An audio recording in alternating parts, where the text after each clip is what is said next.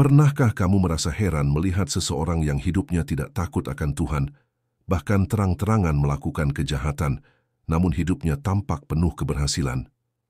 Mereka memiliki kekayaan, jabatan, kesehatan, dan tampaknya tidak pernah kekurangan apa-apa. Sementara di sisi lain, ada orang yang hidupnya tulus, jujur, setia melayani Tuhan, tapi malah menderita sakit, dihina, miskin, atau menghadapi berbagai kesulitan hidup. Pertanyaan yang sering muncul dalam hati kita adalah, Tuhan, mengapa Engkau membiarkan orang jahat hidup makmur, sementara orang benar hidup menderita? Pertanyaan ini bukan hanya muncul di zaman sekarang. Jauh sebelum kita lahir, tokoh-tokoh Alkitab juga pernah bergumul dengan pertanyaan ini. Salah satunya adalah Asaf, seorang pemimpin pujian dalam rumah Tuhan. Dalam Mazmur pasal 73, ia mencurahkan isi hatinya kepada Tuhan. Sungguh Allah itu baik bagi mereka yang tulus hatinya, bagi mereka yang bersih hatinya. Tetapi aku, sedikit lagi maka kakiku terpeleset, nyaris aku tergelincir, sebab aku cemburu kepada pembual-pembual, kalau aku melihat kemujuran orang-orang fasik. Mazmur 73 ayat 1-3. Asaf berkata bahwa ia hampir kehilangan imannya, karena melihat kenyataan hidup. Orang-orang yang hidupnya jahat justru tampak lebih bahagia, lebih kaya, dan lebih tenang dibandingkan orang-orang benar. Sebab mereka tidak menderita kesakitan, tubuh mereka gemuk dan sehat, mereka tidak mengalami kesusahan manusia, dan mereka tidak kena tulah seperti orang lain. Mazmur 73 ayat 4 dan 5. Asaf menggambarkan bagaimana orang jahat tampak makmur di mata manusia. Mereka tidak kekurangan, bahkan hidup dalam kemewahan. Lalu, Asaf mulai merasa bahwa hidup benar itu sia-sia. Sia-sia sama sekali aku mempertahankan hati yang bersih dan membasuh tanganku tanda tak bersalah. Sebab sepanjang hari aku kena tulah dan kena hukum setiap pagi. Mazmur 73 ayat 13 dan 14. Apakah kamu pernah merasakan hal yang sama?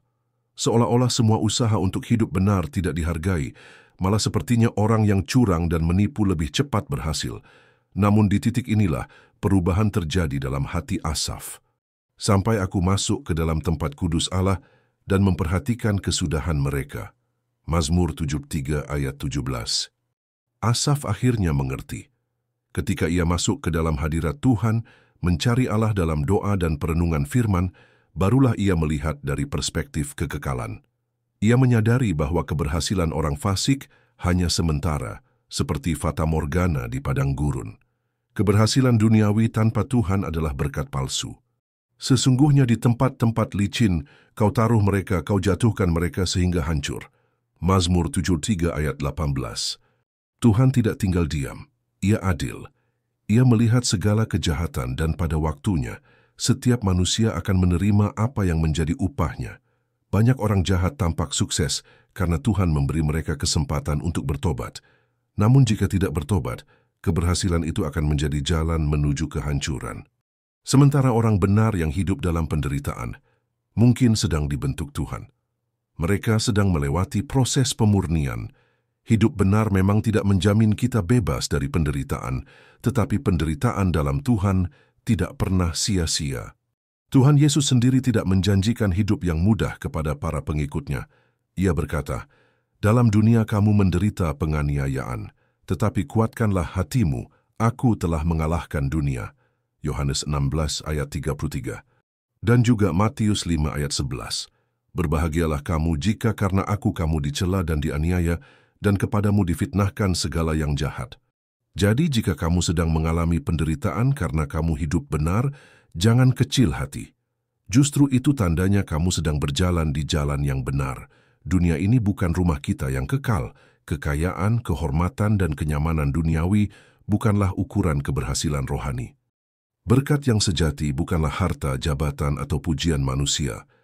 Berkat sejati adalah damai sejahtera yang tidak tergantung keadaan, iman yang kuat meski dalam badai, dan pengharapan akan hidup yang kekal bersama Tuhan.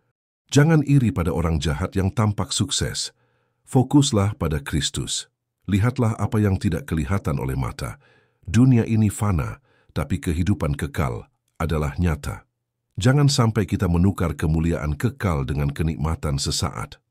Tetapi aku suka dekat pada Allah. Aku menaruh tempat perlindunganku pada Tuhan Allah supaya dapat menceritakan segala pekerjaannya. Mazmur 73 ayat 28. Hari ini, mari periksa hati kita. Apakah kita sudah puas dengan Kristus, ataukah kita masih mendambakan dunia? Ingatlah, lebih baik miskin tapi punya Yesus, daripada kaya tapi kehilangan Dia. Mari kita berdoa. Tuhan, ajar kami untuk tidak iri kepada orang fasik. Buka mata rohani kami agar kami melihat seperti Engkau melihat. Tolong kami untuk tetap setia dan percaya. Meskipun jalan hidup ini tidak mudah, kami percaya bahwa Engkau adil dan kasih-Mu lebih dari cukup. Dalam nama Yesus, amin.